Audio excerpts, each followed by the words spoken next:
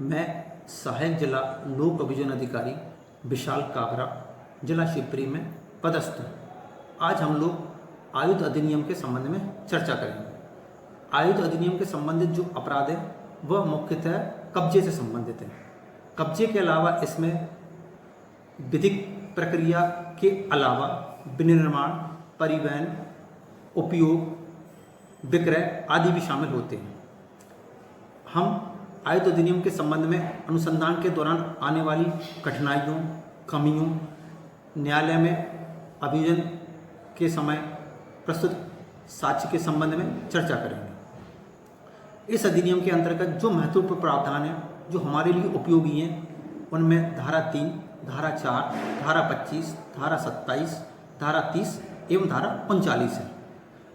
इस अधिनियम के अंतर्गत जो अपराध होते हैं उसमें धारा 3 यह कहती है कि कोई भी व्यक्ति विधिक अनुज्ञप्ति के अधीन ही अपने पास कोई अग्नायुध रख सकेगा।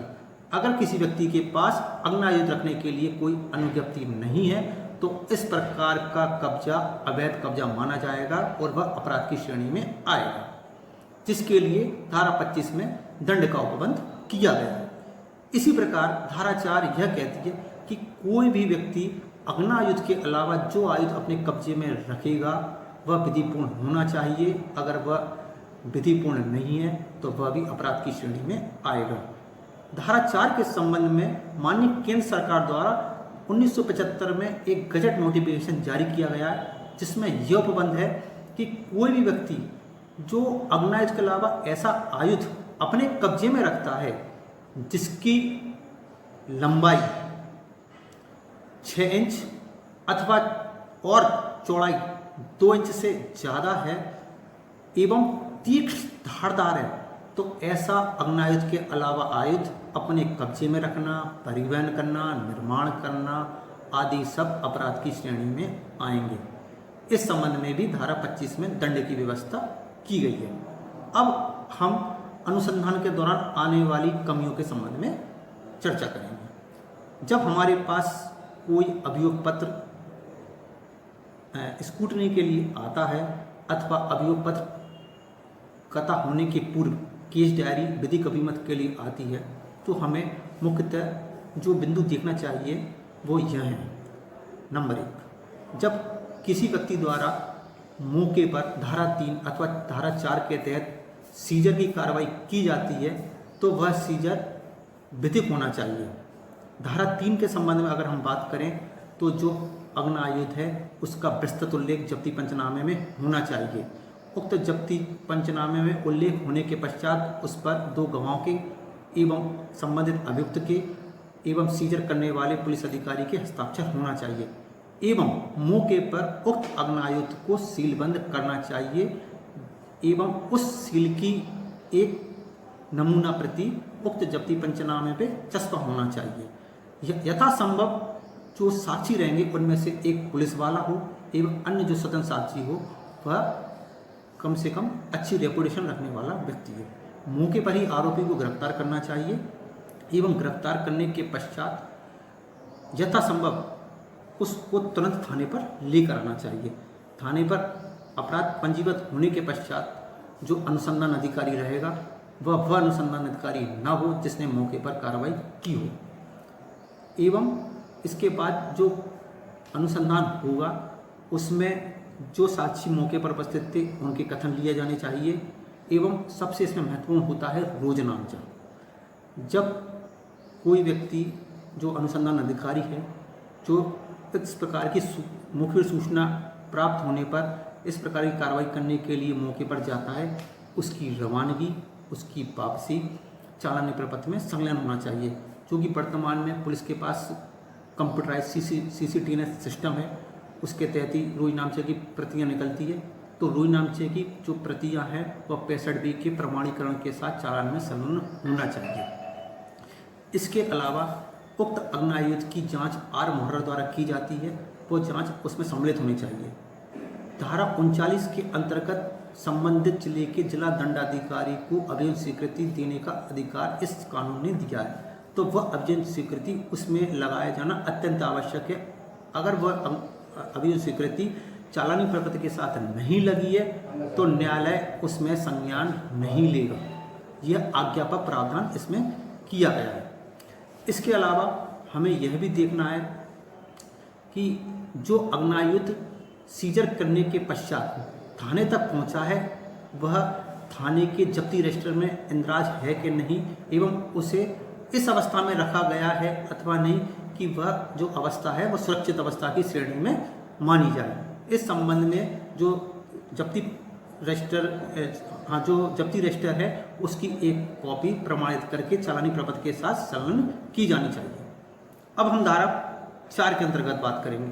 तो जो आयुध अधिनियम की धारा 4 है उसके अंतर्गत जो गजट नोटिफिकेशन का पालन है वो अनुसंधान अधिकारी को किया जाना आवश्यक है एवं यथासंभव उसकी एक कॉपी चालानी पत्र के संलग्न की जानी चाहिए एवं कैफियत प्रतिवेदन में उस नोटिफिकेशन का वर्णन भी किया जाना चाहिए। अब जो नोटिफिकेशन है उसके अंतर्गत जब जब्ती पंचनामा तैयार किया जाएगा तो उसमें उस आयुध की जो अग्नायुध से भिन्न है उसकी लंबाई, उसकी चौड़ाई, उस पर कोई विशेष वर्णन है उसका उल्लेख किया जाना चाहिए। इसी प्रकार उसमें भी मौके पर 2 साक्षियों के हस्ताक्षर, मुलजिम के हस्ताक्षर, अनुसंधान अधिकारी के हस्ताक्षर एवं मौके पर सीलबंद होना, सील नमूना होना, इसमें भी उल्लेख होना चाहिए। इस प्रकार इसमें लेकिन धारा जो 39 आयुध अधिनियम है उसका प्रावधान इसमें लागू नहीं होते। लेकिन यहाँ तक रोई नामचे की बात है तो रोई नामचे की रवानगी, वापसी 65B के प्रमाण के साथ इसमें संलग्न होना अत्यंत आवश्यक है। अब हम देखते हैं कि न्यायालय में हमें समस्या क्या आती है कि न्यायालय में जो इसके जब्ती एवं गिरफ्तारी के साक्षी होते हैं पर नॉर्मली पुलिस के पॉकेट विटनेस होते हैं एवं दोनों ही पॉकेट विटनेस होते हैं। पुलिस के कोई आरक्षक, प्रधानारक्षक इस प्रकार उसमें साक्षी नहीं बनाए जाते हैं। तो मैं आप लोगों से ये अनुरोध करूंगा कि आप पुलिस अधिकारियों को यह अपनी ओर से सलाह दें कि यथासंभव ऐसे अपराधों में कम से कम एक पुलिस के आरक्षक या प्रधान आरक्षक लेवल के किसी व्यक्ति को गवाह बनाया जाए। इस प्रकार आप यह भी देखें कि जो आयुध है जब न्यायालय में साक्ष्य संकलित की जाती है तो वह आयुध न्यायालय के समक्ष आवश्यक रूप से ही लाया जाए, उसे प्रमाणित कराया जाए, प्रमाणित में उसमें आर्टिकल डलवाया जाए, आर्टिकल पर उस पर चिट चस्पा किया जाए, उस पर माननीय न्यायालय के हस्ताक्षर भी कराए जाए। अगर रोई नामचा सीसीटीवीनेस का न होकर जो अगर चौकी है या पूर्व के आयुध अधिनियम के मामले हैं तो उसमें मूल रोई नामचा न्यायालय में बुलवाकर उसको प्रमाणित करवाया जाए। जो साक्षी स्वतंत्र हैं लेकिन जब न्यायालय में आयुध अधिनियम के अंतर्गत जब्ती गिरफ्तारी के स्वतंत्र साक्ष्य हेतु उपस्थित होते हैं तब आमतौर पर यह देखा जाता है कि वह साक्षी अभियोजन कथानक का समर्थन नहीं करते। ऐसी परिस्थितियों में हमें उस साक्षी की विश्वसनीयता को न्यायालय में इस प्रकार साबित करना है कि न्यायालय उस साक्षी पर विश्वास न करे। इसलिए हमें यह करना चाहिए कि ऐसे अभियोजन अधिकारी, ऐसे साक्षियों को अभियोजन अधिकारियों द्वारा पक्ष विरोधी घोषित करने के पश्चात इस प्रकार से प्रश्न करना चाहिए कि न्यायालय उनकी साक्ष्य पर बिल्कुल भी विश्वास न करे, बल्कि न्यायालय उन साक्षियों की साक्ष्य जो अभियोजन कथानक का समर्थन करती है एवं पूर्णतः विश्वसनीय है उन पर न्यायालय विश्वास करे। ऐसे साक्षी वह होते हैं जिन्होंने मौके पर उक्त अभियुक्त से उक्त आयुध, चाहे वह अग्नायुध हो या धारा 4 के अंतर्गत हो, जब्ती की कार्रवाई की है, उनकी गिरफ्तारी की कार्रवाई की है एवं जिन्होंने FIR के पश्चात बाकी का जो अनुसंधान है वह किया है।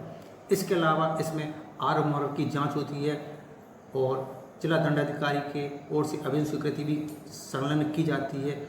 उनकी साक्ष्य को भी इस तरह से प्रस्तुत करना चाहिए ताकि न्यायालय इन समस्त साक्षियों की साक्ष्य को विश्वसनीय मानकर यथासंभव अभियुक्त को दोष सिद्धि प्रदान करे।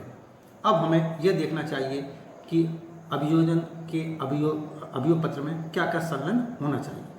अगर हम धारा 3 की बात करें तो उसमें जब्ती, गिरफ्तारी, FIR, साक्षियों की कथन, रोजनामचा जिसमें रवानगी, वापसी 65B शामिल है, आर मोहर द्वारा की गई आयुध की जांच, धारा 39 आयुध अधिनियम के अंतर्गत जिला दंडाधिकारी द्वारा दिया गई अभियोजन स्वीकृति एवं अगर अभियुक्त का पूर्व का कोई आपराधिक रिकॉर्ड हो तो उसको भी इसमें आवश्यक रूप से ही शामिल किया जाना है। इसके अलावा अन्य कोई ऐसा साक्ष्य जो केस विशेष पर उत्पन्न होता हो उस पर भी अभियोग पत्र में शामिल किया जाना चाहिए। अग्नि आयुध के अलावा अन्य आयुध जो धारा 4 के अंतर्गत आते हैं उनमें तलवार की लंबाई, चौड़ाई का जब्ती पंचनामा उल्लेख होना, मौके पर उसका सीलबंद होना, उसकी गिरफ्तारी उसमें सम्मिलन होना, FIR होना, स्वतंत्र साक्षियों की साक्ष्य होना, इसी प्रकार रवानगी, वापसी, 65 पूर्व आपराधिक रिकॉर्ड। इसके अलावा अन्य ऐसी कोई साक्ष्य जो मौके पर मिली हो या बाद में अनुसंधान के दौरान मिली हो वह इसमें सम्मिलित की जानी चाहिए। एवं इस संबंध में माननीय उच्च न्यायालय मध्य प्रदेश, माननीय सर्वोच्च न्यायालय द्वारा जो न्याय दृष्टांत समय समय पर अभियोजन के पक्ष में दिए गए हैं उनको भी पढ़कर माननीय न्यायालय के समक्ष तर्क के समय एवं दोषसिद्धि के समय प्रस्तुत किया जाना चाहिए ताकि अभियोजन अधिकारी को इस प्रकार के अपराधों में सफलता मिल सके। धन्यवाद।